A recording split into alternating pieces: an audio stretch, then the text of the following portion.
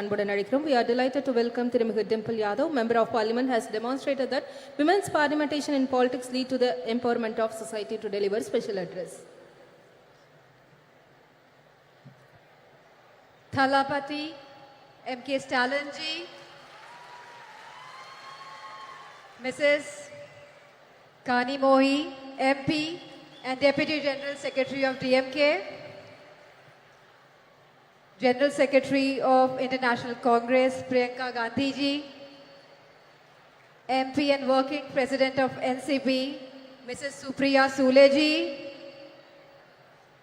former Chief Minister of Jammu Kashmir, Chairperson PDP, Mrs. Mehbooba Mufti ji, former MP and Pilot Bureau Member of CPI-M, Mrs. Subhashini Ali ji, National Congress, National Executive Committee Member, CPI, Mrs. Ani Raja ji, Minister of Food and Consumer Protection, Government of Bihar, Mrs. Leshi Singh ji, Deputy Speaker, Delhi Assembly, and National Executive Member of AAP, Mrs. Rakhi Bidlan ji, former MP and National Spokesperson, AITC, Mrs.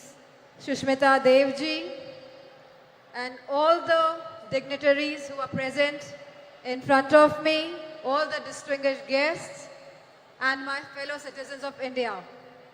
This day and moment have been 100 years in the making, as today we celebrate the centenary of the DMK patriarch and a great son of soil, a towering leader, a progressive ideologue, a politician par excellence, and the founder of the political movement for the betterment of India and all its people, respected Shri M. Karunanidhi ji. He was popular as Kalanyar and Muttamind Aranyar. Kalanyar was the title of Tamil politics. His life was marked by a relentless struggle for social justice and the empowerment of the marginalized communities, minorities, OBCs, SC/STs, and especially women. His political journey was an unending quest to eradicate social inequalities. He championed the cause for women's rights, advocating for gender equality in a deeply patriarchal society. He advocated affirmative actions to support oppressed, marginalized communities and minorities. He was a great advocate of increased state autonomy and accountability in the Indian federal structure. He pursued the Rajamanar Committee's report that was accepted by the then Prime Minister, Mrs. Indira Gandhi ji, and the Chief Ministers got the right to hoist the flags on Independence Day.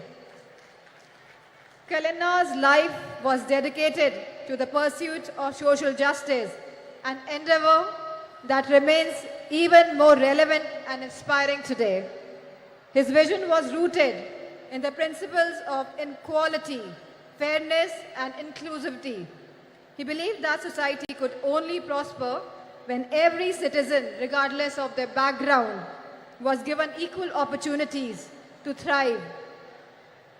Under his leadership, the DMK pioneered several progressive policies that aimed to uplift the marginalized and oppressed sections of society. His government increased the reservation for backward classes from 25 to 31% and from 16 to 18% for SC/STs, established the first ministry for the welfare of the backward class.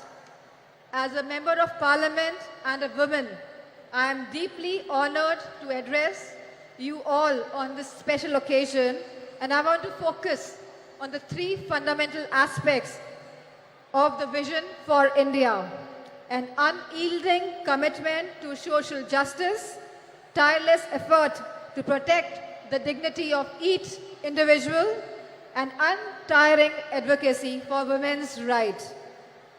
Samajwadi Party remains committed to these ideals as we cherish and uphold an unwavering commitment to protecting the respect and dignity of every individual. In a diverse India, the protection of regional, social, cultural, and linguistic identities is of paramount importance as it is integral to the identity and pride of each and every individual. Leadership in this regard is not about exclusion, but rather about pluralism and diversity. Celebrating the unique cultural tapestry that is India. Now I turn my attention to the third crucial aspect of our vision, a deep sense of commitment to women's rights.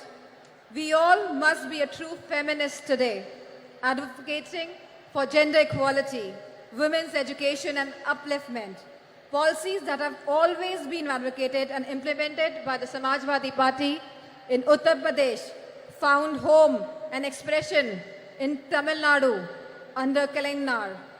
He raised girls' marriageable age, provided women one-third reservations in the government jobs, local body elections, property rights, subsidized loans, financial assistance to widows, marriage, intercaste marriages, self-help groups, vocational training programs, free power and gas connections, and rice at ₹1, and many much policies. We must recognize that women's economic empowerment is not only a matter of individual dignity, but also a path towards overall societal and economic progress. This is in strict conformance to what successive Samajwadi Party governments have delivered for women in Uttar Pradesh under the Chief Ministership of Honorable Netaji and Shri Akhilesh Yadav ji. For us, women's rights is not a manner of speech, but a matter of faith and action. Let me draw the focus to the task at hand for this August gathering. The Magalir Urmai Manadu being organized today by the DMK Women's Wing, headed by MP Kani Mohi, calls upon the central government, headed by BJP, for immediate action on women's rights issues. The BJP government has totally been proven incompetent and an abject failure in securing women's rights and providing security and safety to women. India has witnessed an alarming surge in crimes against women, particularly of the OBCs, SC/STs and the minorities. This dire situation reflects poorly on the government's ability to ensure the safety and the security of women, especially from the OBCs, SC/STs and minorities, who bear the brunt of this crisis. Manipur is a living example today for us. What has been seen in Manipur is really shattering the very idea of India. The data reveals that incidents of rape and sexual assault and violence against young girls, infants, women and older women have reached to one of the highest ever under the BJP government, exposing a fundamental breakdown in social order, sense of security and law and order.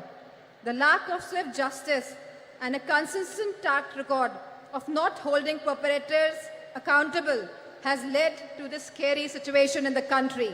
This needs to be corrected immediately. Nothing can be allowed to impinge on the right of life. In the Indian democracy, women constitute of half the population, and this active participation in politics is essential for the robust democracy and a truly inclusive society.